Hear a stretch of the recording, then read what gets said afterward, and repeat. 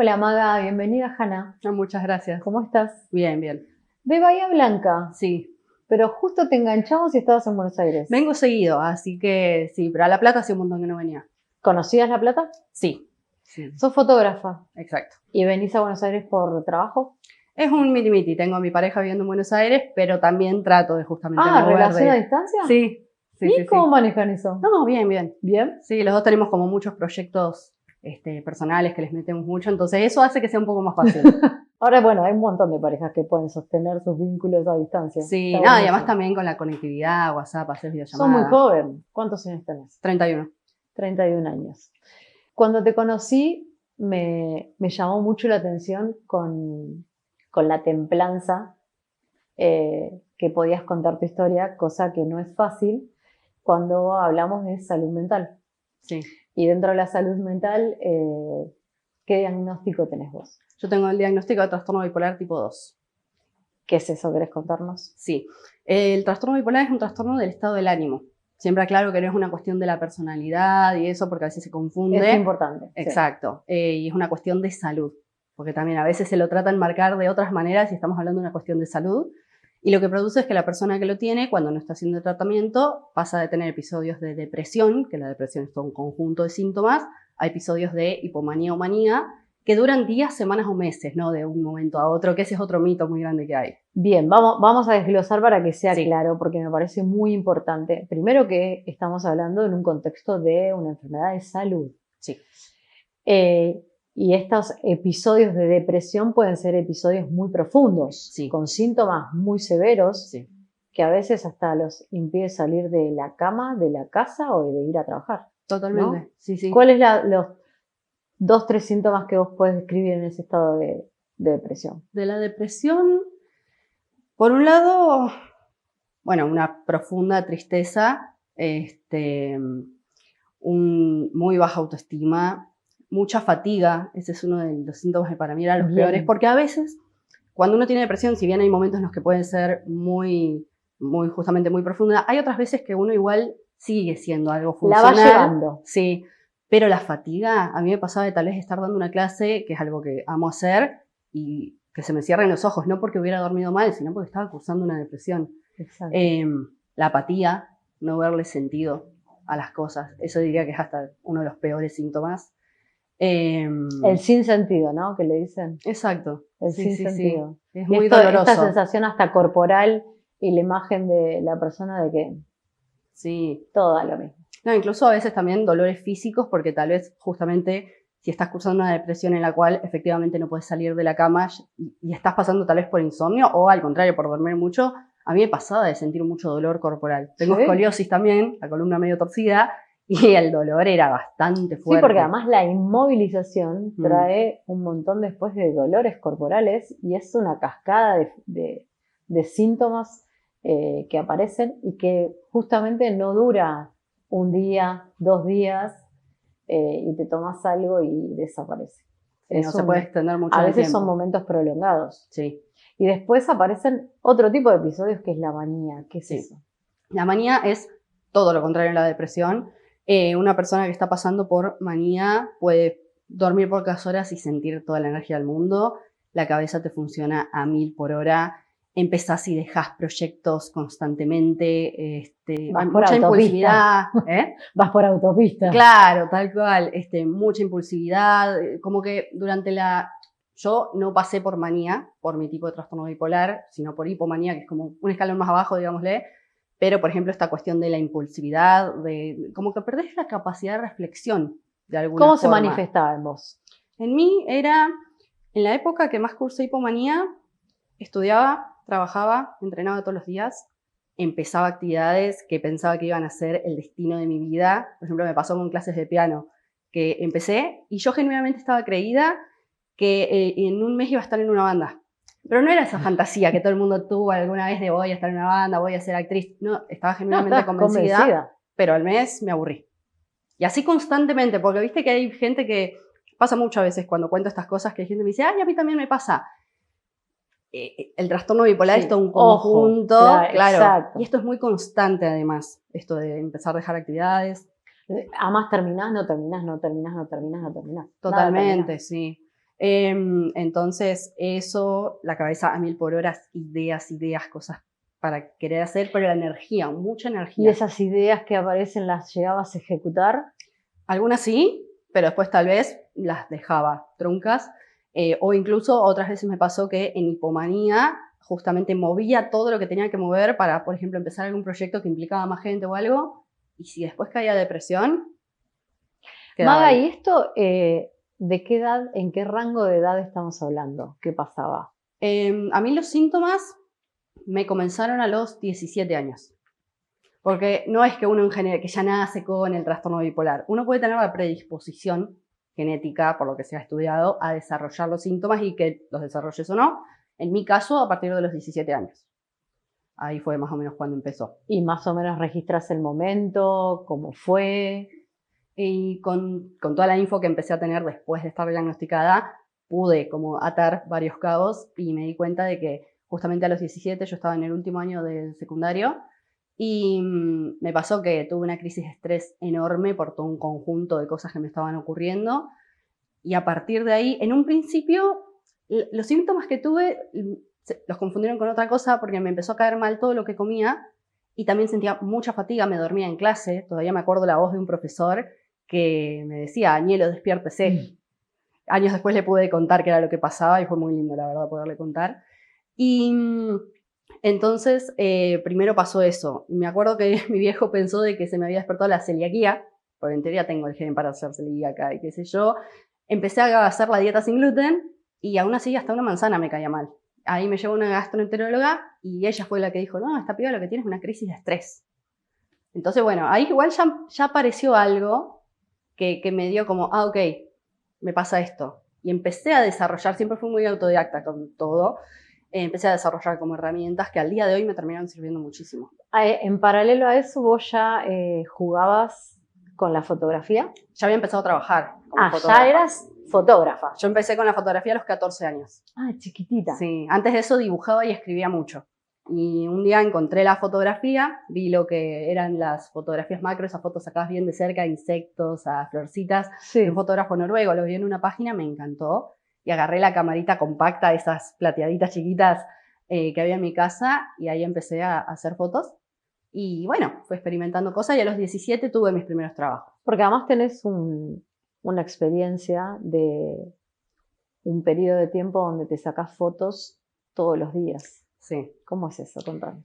En el 2012, ahí ya tenía 18 años, justamente en toda esta exploración de, bueno, a ver qué estilo me gusta, qué quiero hacer, había encontrado un grupo de fotógrafos más que nada de Estados Unidos que estaban haciendo estos desafíos de sacar una foto por día durante todo un año, trabajaban mucho el autorretrato y hacían fotos muy, muy fantasiosas, muy editadas con Photoshop, y me pasó de que me hallé mucho con eso, porque a veces en fotografía en lo que es Argentina, al menos en ese momento yo veía mucho más fotografía tipo documental, y es eso como que yo no le encontraba la vuelta. Pero esto más fantasioso sí, que me retrotraía además a cosas que de mi infancia, libros que veía y cuestiones de ese estilo. Y bueno, empecé. También un poco como para trabajar mi autoestima, porque pensé, si me hago autorretratos tal vez no me gustaba cómo me veía, tal vez me encuentro la vuelta, lo había pensado medio así. Y comencé el primer proyecto en el 2012, que aprendí muchísimo, porque cuando haces algo todos los días. ¿Todos los días? Todos los días, literalmente. Eso lo pudiste cumplir. El primero no lo terminé, pero lo dejé al día 222 más o menos. O sea, avancé bastante. Casi. Pero me pasó que en un punto me frustré porque no me estaban gustando las imágenes que hacía. Me dejé llevar porque no tenía suficientes likes en Facebook. Eso en ese momento me pegó, me frustró. Y bueno, ese lo terminé dejando, pero siempre me quedó como ese bichito de tengo que seguir uno de estos. Ahí yo ya estaba pasando por depresión. Pero ahí todavía ya estaba no lo sabía. Diagnosticada. Todavía no. Todavía no. No. Después hice otro más. En el 2013-14, o 2014-2015 por ahí, que ese yo estaba pasando más que nada por hipomanía, las fotos eran muy diferentes, ese sí lo terminé, lo expuse, fue una experiencia hermosa. Y después hice otro más en el 2016. A mí me diagnosticaron en el 2017. O sea, me quedó un registro. O sea que tuviste un registro súper importante prediagnóstico. Exacto. Sí, que yo ahora las fotos las veo y entiendo tantas cosas que en su momento tal vez en mi cabeza me las explicaba como, bueno, no sé, más que nada lo que era tal vez la parte de la depresión. Yo me sacaba fotos a veces como durmiendo, porque para mí era fácil tirar una almohada entre las plantas y bueno, me saco una foto. Y por mucho tiempo creí de que esa era como un comodín. Es que no se me ocurre nada. En realidad era que estaba fatiada. No era que no se me ocurría, pero yo me lo explicaba así en ese momento, al no tener nada de información de lo que realmente me estaba pasando. Tu diagnóstico llega más o menos entonces a los 23, 24 años. Por ahí, sí. ¿Quién te lo hace? ¿Quién te lleva? Porque lo llevas a un psiquiatra. Sí. En realidad lo que pasó en un principio fue que en el 2016, mitad del 2016 más o menos, fue cuando tuve la peor parte de la depresión, que comencé a tener ideación suicida. Yo no llegué a intento, pero sí a planear. Y en un punto, como que tuve un momento de racionalizar lo que me estaba pasando y decir, che, ¿para qué estoy pensando? Y me acuerdo que ahí fue cuando le conté a mi pareja de ese momento lo que venía en mi cabeza ocurriendo. Y él me dijo, ¿y por qué no vas a un psiquiatra? Yo a psicóloga ya iba hace tiempo, pero bueno. Eso te iba a preguntar, sí, ¿ibas a psicóloga? Iba a psicóloga, pero me había hablado alguna vez de distimia, trastorno bipolar, nunca. ¿Pero contabas esto real? No me acuerdo bien. Pasa que el tema con el trastorno bipolar tipo 2, sobre todo, es que los episodios de hipomanía se confunden mucho con productividad. Entonces no se suele ver como un problema y se suele distinguir más a la depresión. Por eso la psicóloga me decía distimia, que es como un... Y cuando tu pareja te dice, bueno, anda al psiquiatra, porque la palabra psiquiatra, viste que también ya es... Al principio no quería. Claro, la mayoría de la gente, ¿a dónde me mandás? Exacto. No, yo pensaba de que ir a un psiquiatra era de que terminabas hecho una zombie. Esa era mi idea y es un poco el imaginario que sigue estando. Sí, el imaginario es que o estás re loco, también. Esa es la frase, o que me van a medicar. Exacto. Y se imagina que estás así. Exacto, yo pensaba eso, pero ya no aguantaba más. Entonces fue como... Bueno. Y decimos que no, aclaramos que no, ¿no? Claro, no, aclaremos que no, demos una buena información. Sí. Pero bueno, este primer psiquiatra no estaba, ahora yo lo sé, no estaba tan lejano, pero no me diagnosticó bien y me medicó de una forma que no hubo mucho seguimiento. Hubo ahí todo un tema con la medicación, que una de las medicaciones yo la terminé dejando, me quedé con una que producía efectos secundarios, yo no lo sabía. Y además, en un punto era difícil de encontrar este hombre. Y me pasó una vez con una de las medicaciones que me quedé sin esa medicación un fin de semana porque no la había encontrado él para que me haga las recetas y ahí tuve síntomas de discontinuación. De nuevo, yo no tenía ni idea de nada de qué me estaba pasando, pero fue horrible. Eso es un punto sumamente importante para aclarar el tema de la continuidad de la medicación en un tratamiento. No se puede dejar en los pacientes de salud mental. Exacto. Ahí fue cuando... Que a veces falta mucho acceso a eso. Sí. Acceso porque no encontrás al médico, acceso porque estás en un episodio por ahí de depresión que no pudiste salir de tu casa, no pudiste renovar las recetas. O los valores de la medicación. El valor de la medicación, la cobertura. Y hoy un paciente con una discontinuidad en el tratamiento farmacológico es realmente una consecuencia importante. La verdad es que sí. Sí, yo ahí esa vez la pasé muy feo y además me la acuerdo mucho porque me perdí uno de los días más importantes de una de las muestras más importantes que hice. Porque no podía salir de mi casa, de lo mal que me estaba sintiendo.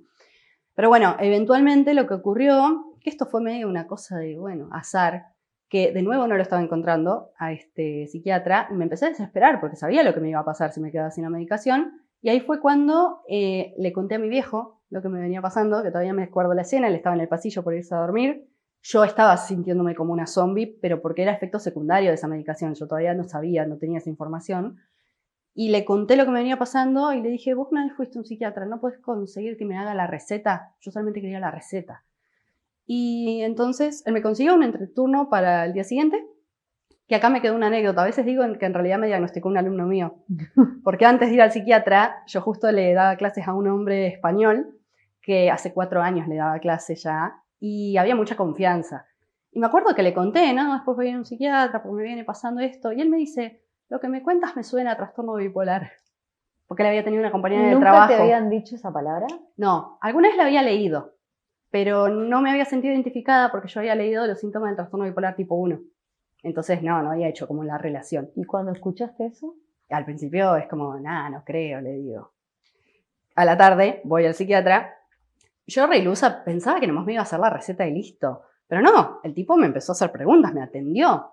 Y lo que a mí ¿Qué es lo que debe ¿qué es lo que debe suceder? Obviamente, pasa que yo en Porque ese momento además, no tenía ni la idea. receta en general que hacen los psiquiatras no es Tal una cual. receta, no vamos a dar Exacto. marcas, pero no es un Totalmente. paracetamol. Y sí, pero bueno, yo en ese momento como que ni pensaba eso. Y pasó que me empieza a atender, me empieza a hacer preguntas, yo le empiezo a responder, y viste cuando alguien te completa la frase y que te sentís comprendida, me pasó eso. Era como que yo le respondía, pero él me completaba la frase y yo estaba como, Mira, sí. ¿me entiendes? Empecé a sentir como un alivio ahí. Y me acuerdo que ahí él ya me dijo que pensaba que podía tener trastorno bipolar tipo 2, que sí, en un principio obviamente fue un shock, porque la única idea que yo tenía del trastorno bipolar era un personaje secundario de la serie ER Emergencias. Era la única vez que había visto algo de trastorno bipolar y que no era la mejor representación. Entonces al principio fue choqueante, pero bueno, me mandó a hacer un psicodiagnóstico. Yo para ese entonces ahí ya empecé a leer qué era el trastorno bipolar, me empecé a informar. Cuando decís la palabra shock, ¿qué emoción se atraviesa en eso? Ay, nunca me habían preguntado eso, me encanta. Y diría como incertidumbre, como un poco de miedo, porque también eso, como te digo, yo basándome solo en ese personaje dije, bueno, es un desastre, no se puede estar bien, porque ese personaje creo que en ningún momento te lo muestran que está bien. No, vi todos los capítulos, así que no. Tal cual. Ahora hay mejores representaciones, pero en ese momento era la única que había visto. Entonces diría que sí, como una incertidumbre y un miedo. Pero enseguida me puse a informarme y ahí fue como, a la par que me hacían el psicodiagnóstico, que eso también a mí me hizo empezar a racionalizar muchas cosas, a decir, che, pará, ok, estoy sintiendo esto, pero es por esto. Empezás ahí Empezaste a tener un registro más seguro también, exactamente, ¿no? Ya sabía qué buscar, que y la seguridad es como muy importante, ¿no? Porque además el estrés es como la palabra clave que hoy está usada.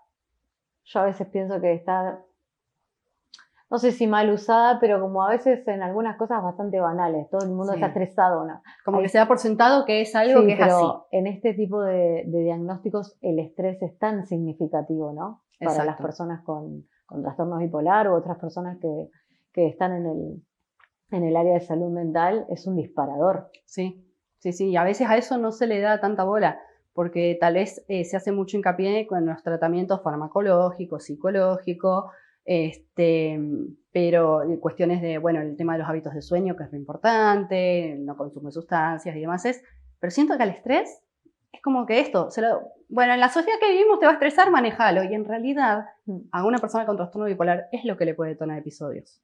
Sí, además veo tus redes y hablas mucho de la psicoeducación. Esto del estrés es un componente porque el estrés es un estímulo que puede llevarte para cualquier lado. Exacto. El estrés, por ejemplo, que ante una situación que vos tenés, cambia tu día y pueden ser tus días. Y eso es muy importante también informarlo. Y está muy complemento con el tema de los hábitos, los buenos hábitos, la conducta, la disciplina. Sí. Empezar a conocerse en eso genera también una estabilidad, porque hoy ir a buscar un trabajo con un diagnóstico así, un trabajo hablo de que tenés que cumplir todos los días un horario, bueno, ¿cómo enfrentas eso? No es fácil. La mayoría de las personas les cuesta mucho la inserción laboral porque estás en un episodio de depresión y no puedes ir a trabajar. Exacto. ¿Quién te lo contempla? ¿Quién te lo banca? Sí, no, ese es un tema porque, por un lado, la importancia del diagnóstico, y yo esta idea la defendí desde el principio, aunque a veces tuve como ciertas resistencias, ahora siento que está un poco más normalizada, es que el diagnóstico, correcto, obviamente, te da previsibilidad, justamente. Y al saber que te tenés que cuidar de ciertas cosas, es más sencillo por decir, ok, bueno, pero claro, hay situaciones justamente como lo laboral que tal vez no podés esquivarlas. Y ahí entra el tema de por qué el trastorno bipolar está considerado una causa de discapacidad. Porque si efectivamente en un trabajo no se hacen tal vez ciertas adecuaciones, que la persona pueda tal vez tomarse unos días o cuestiones de flexibilidades de horarias, es mucho más difícil justamente. Lo que pasa que hay mucho miedo todavía en la sociedad de decir, hola, mirá, tengo trastorno bipolar y pedir un trabajo. Y del otro lado, el empleador, la duda de, ¿te tomo o no te tomo? Más si no me va a saben de qué se faltar, trata. me va a faltar. Y la ignorancia, ¿no? Porque recién ahora yo por lo menos considero que por suerte se está hablando más y por eso tratamos de generar estos espacios en HANA, pero es muy difícil decirlo, porque salud mental y la palabra la locura están como muy cerca y todavía hay mucho prejuicio con eso. Sí, a mí me pasa constantemente que justamente por mi trabajo de divulgación en redes sobre esto, me escribe gente todo el tiempo y es muy, pero muy común que me digan que sienten que no lo pueden contar, que les da miedo contarlo, porque efectivamente se vive mucha discriminación. A mí personalmente no me ha pasado que yo me haya sentido discriminada, que me haya enterado, siempre digo, pero porque lo adjudico a que yo hablo de esto como si te dijera, che, fue un kiosco. Che, si tuviera diabetes, tengo diabetes. Bueno, pero o es sea, lo que me gustó de vos. Cuando te vi en las redes, digo, qué bueno que utiliza las redes para contarlo. Se te ve sólida, se te ve informando de una manera muy natural, pero a la vez consciente, con un buen registro, describiendo bien las situaciones. Y me parece que es un canal educativo el que haces. No lo banalizás y me pareció por eso muy interesante para que vengas, más allá de lo creativa que sos, me parece que vi algunas de tus fotos y me dijeron que me trajiste unas fotos sí. para que me muestres y me cuentes que yo no las vi, Bien. así que me quiero sorprender. Dale, perfecto. Las vamos a mostrar Dale. y vos me decís de qué etapa son. Bien. ¿Y qué querés contar de esas fotos? Bien. En un principio, igual antes decir que el hecho de que pueda hablar de esto de esta manera está absolutamente ligado a la fotografía, porque me ocurrió con una foto que hice en este primer proyecto, una foto por día durante un año, que mostré que tengo escoliosis, que para mí en su momento fue una experiencia ultra traumática, porque a mí me la diagnosticaron a los 12 años, tuve que usar un corset ortopédico, le tenía miedo al bullying. Para mí me marcó mucho. Es muy traumático, sí. Tal cual. Y la primera vez que hablé de eso en las redes, en Facebook en un principio, tuve como este feedback de la gente de qué bueno que lo contaste, a mí también me pasó. Y medio que sin darme cuenta empecé a hacer esto, de hablar de temas muy personales sin ningún problema en las redes. Entonces, claro, cuando me diagnostican trastorno bipolar, la verdad es que no me costó empezar a hablar del tema, pues ya venía habituada. Además me encanta explicar, me gusta dar clase, entonces eso también le sumó bastante. Pero bueno, puntualmente con las fotos, algo que sí noté hace poco, me di cuenta, es qué diferente era el proceso de hacer fotos previas al diagnóstico y después haciendo esto que me dedico ahora. Porque, por ejemplo, a ver, esta foto que la hice, fue una casi de las últimas del proyecto del 2012, el que dejé por frustración, que para mí siempre de hecho significó algo muy negativo esta foto. Terminé resignificándola el año pasado que la expuse. A mí me parece hermosa, pero yo eso no lo... Recién el año pasado empecé a decir, bueno, tal vez, pero yo no la veía de esta manera. Obviamente, depresión, muy baja autoestima, no quería mostrar mi cara, porque además tenía también la cara muy lastimada en esa época. Qué significativa que es, ¿no? Ahí yo ya dejo, me encantan las interpretaciones de la gente. ¿Y querés que te diga lo que yo veo? Dale. Y nada, es oscuridad, no querer mostrarse. Iba muy por ese lado. ¿No? La profundidad de que estamos en el fondo. Sí. Pero hay una luz, ¿viste? Puede ser. Esa Lo que luz sí, está ahí, digamos. claro. No está acá. Tal cual. Pero bueno. Lo que sí tenía, por ejemplo, es que cuando yo hacía estas fotos, no era muy consciente de qué mensaje estaba tal vez dando. Porque esto es prediagnóstico. Eso es prediagnóstico, varios años antes del diagnóstico.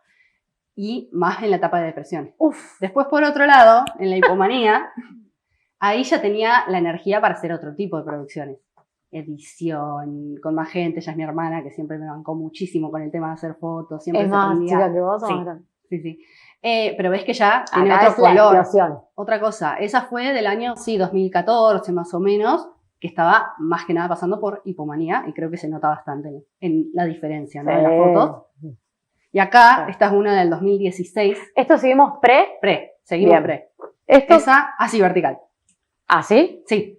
Esa, por ejemplo, ya año 2016, yo ya estaba con la peor parte de la depresión, y es esto que yo te decía de que me sacaba fotos durmiendo, porque para mí era fácil de hacer. Yo, a pesar de la depresión, las fotos nunca las dejé de hacer.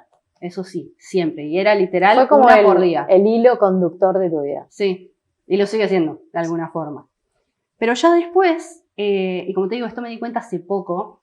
¿Y cómo la definís en una palabra esta foto? Ay, soy malísima para ponerle título. Para mí representa fatiga. Ahora con lo que sé, tal vez si me preguntabas en ese momento decía otra cosa. Comodín, a veces. Yo pensaba que esas eran mis fotos comodín. Pero bueno, ya después, post-diagnóstico, y varios años después, el año pasado volví a conectar con el autorretrato. Después de haber expuesto las fotos en diversos lugares, que fueron re lindas experiencias. Que eso debe ser un flash también, porque ver todo ese recorrido, ¿no? Sí, la verdad que para mí fue tremendo, porque en realidad yo tengo un proyecto que se llama Síntoma, que es del que estoy por publicar el libro. Sí, no quise decir nada. Pero ahí lo vamos contando. Lo vamos contando. Que en realidad ese proyecto surgió porque yo quise empecé a dar charlas en el 2018 sobre esto. Y quise ofrecer la charla para estudiantes de las carreras de salud de una de las universidades de Bahía. Y me pasó que me cerraron la puerta en la cara, porque no soy psicóloga, porque ¿para qué hablar del trastorno bipolar si en 3 años quizás no existe? Cosas así me dijeron. Que yo me quedé muy mal, esa vez me quedé muy mal, me acuerdo. Pero otra persona de esa institución me dijo, ¿por qué no haces una muestra fotográfica? Y me quedé pensando, ok, bueno, sí, fotos tengo, a ver qué hago. Y justo cayó la pandemia. Y como no quería esperar porque nadie sabía cuándo se iba a terminar ni nada, dije, bueno, lo empiezo a formular esto para las redes y eventualmente haré la muestra física. Y ahí fue cuando me di cuenta, volviendo a ver todas las fotos, que digo, che, me cayeron un montón de fichas. Porque justamente me pasaba esto. Claro. Ahora entiendo por qué en esta foto salí con esta cara. Ahora entiendo el proceso. Pero qué importante el detrás de escena para vos. Tremendo. Porque te ayuda a reconstruirte también un montón de cosas. Sí. Y a resignificar. Sí, total. Hay fotos, hubo una foto, por ejemplo, una vez que la hice, que yo estaba muy mal y escribí un texto con esa foto y que en el texto yo hablo de que necesito una herramienta para salir del pozo. La herramienta terminó siendo el diagnóstico. Pero en ese momento yo no lo sabía y ahora lo leo y digo, mirá, ya ahí estaba. Pero hoy cómo te fortalece también eso, ¿no? Sí, totalmente. ¿Y esas son Estas son del año pasado. Ya post diagnóstico, y después de haber expuesto y haber visto lo que podía generar con las fotos, porque fue para mí muy fuerte ver a la gente reaccionar en vivo, porque a veces uno ve los likes en Instagram, los comentarios, pero no es lo mismo que ver a la gente en vivo, que ver a gente emocionada, que te pregunten cosas, y como que ahí me cayó la ficha de, che, todo lo lindo que logré en la fotografía fue gracias al autorretrato, porque hago también cobertura de eventos, sesiones de fotos, bandas, todo eso, que me encanta, pero las cosas lindas fueron gracias al autorretrato. Y entonces fue cuando empecé a hacer, ya diciendo, che, bueno, quiero hablar de tal cosa. Y esas son las del postdiagnóstico. Ya cuando, como te digo, el año pasado volví a reconectar con el autorretrato, porque realmente hacía un montón que no hacía, y me di cuenta que el proceso es diferente porque ya tal vez tengo más pensado qué es lo que quiero decir a través de la foto. Porque en esos momentos yo las hacía, pero tal vez no te sabía ni explicar por qué. Claro. En cambio ahora tal vez, por ejemplo, digo, bueno, quiero hablar de depresión, acá, estoy actuando, no estaba mal ese día, pero ya las hice. Pero refleja, obviamente. Sí. Esto es arte.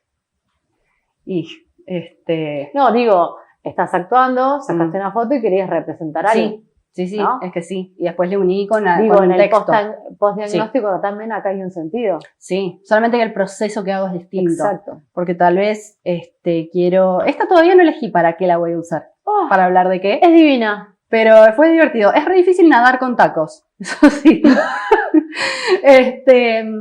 Pero sí, no, fui haciendo... Conservo igual un poco a veces de dejarme llevar por lo estético, y a lo sumo después tal vez le busco un mensaje. ¿Esto fue improvisado, surgió o la pensaste? Tenía pendiente hacer fotos en la pileta. Y entonces agarré y dije, bueno, a ver qué hago. Eso sí fue más parecido a cuando hacía fotos antes, que me pongo a ver, bueno, igual ¿qué ropa tengo? Es significativa la pose. Sí. Boca abajo. La Sí. postura, ¿no? Sí. Es una postura fetal. Sí.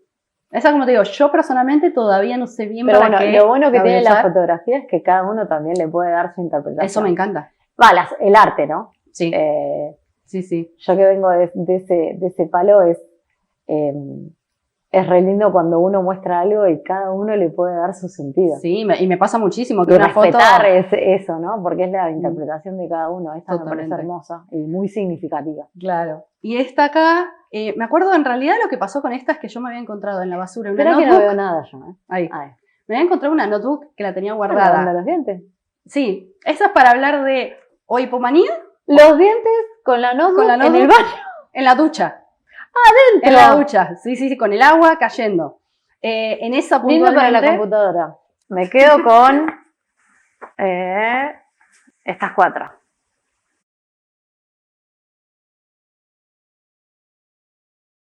Me encantan.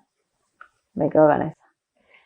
¿Te sentís comprendida, entendida en la sociedad, en tus vínculos? ¿Tu vínculo de amigos es pequeño? La verdad es que me ha pasado más que nada con el tema de amistades, que sí, no, nunca hubo ningún problema porque ya sea que con ellos comparto el hablar de, no sé, amigos que tuvieron depresión, entonces podemos hablarlo, y quienes no lo pasaron, aún así son muy comprensivos o me reapoyan con todo lo que hago. Pero después a nivel sociedad, ahí sí siento que todavía falta bastante para la comprensión. Y de hecho también me ocurre de que, por ejemplo, el otro día en las redes sentí la necesidad de decir, de aclarar que no siempre estoy bien, porque me ha pasado que hay gente que me diga, justamente por cómo me ve en Instagram, aspiro a estar como vos.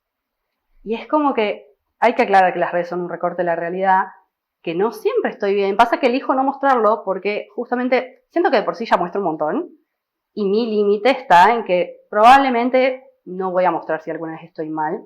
No necesariamente teniendo un episodio, porque... Sí, es tu privacidad, digamos. Exactamente, porque también esto es importante aclararlo. Por más de que uno haga el tratamiento correcto, no es de que dejas de tener emociones. Te pasa algo malo, te vas a bajonear. Sí, porque a veces me ha ocurrido de que me cuenten tal vez familias de que hacen algo que te afecta y no tomaste la pastilla. No, y además el trabajo de uno de estar, es un trabajo muy profundo de empezar, de autoconocerse, de registrarse. No es fácil. Sí, no, porque además, obviamente, podés estar mal y no tiene por qué ser directamente con un episodio o con una recaída o alguna cuestión de esas. Exactamente. Yo no tengo problema igual de hablar si tuve algún episodio, contarlo, pero tal vez lo voy a contar después. Igual a veces me he debatido que quizás mostrarlo en las redes puede serle útil a las personas que lo viven, como una validación, de, che, mira, también pasa, pero bueno, ahí también yo voy encontrando lo de, bueno, a ver qué límite tengo. Tu momento. Exactamente. Es tu red y es tu momento y la elección de uno. Exacto, eso sí. Me parece súper respetable, no porque tengas una difusión y te sientas comprometida en divulgar en la salud mental o el trastorno bipolar, tengas que contar todo. Exacto, sí, tal cual. ¿Qué significa para vos la palabra felicidad o ser feliz? O cuando te preguntan, o si te han preguntado, ¿sos feliz? A veces soy yo la que hago esa pregunta cuando fotografío a algunas personas para mis proyectos. Pero sí, yo diría que soy feliz, obviamente. Hay días buenos, hay días malos. Sobre todo, exacto, con cómo están las cosas. Pero en general sí, porque siempre tuve igual también, y sé que es un privilegio de poder hacer lo que me gusta. Soy muy perseverante con esto. Si a mí me cierran, yo siempre digo, si me cerrás la puerta, bueno, voy a entrar por la ventana. Eventualmente, tengo paciencia. Lugares donde he querido dar charlas y no me dejaron, ya voy a llegar. Con eso no tengo drama. Y en esto que hago, justamente, diría que encuentro la felicidad. Independientemente de los días que no son tan felices, pero en términos generales diría que sí. Sí. La última. ¿Qué foto te gustaría que sea la próxima?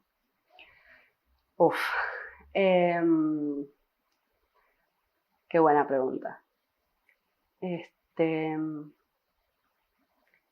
Y tal vez me gustaría volver a hacer alguna foto que hice antes, pero la versión actual.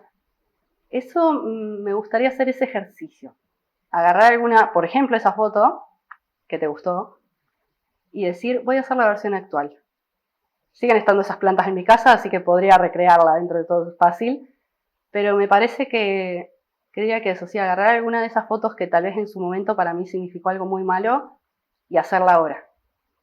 Bueno, quizás Hanna puede ayudarte a que hagas nuevamente las fotos y hagamos una linda exposición de lo de antes y el ahora y vemos. Me encantaría. ¿Qué te parece? Me encantaría.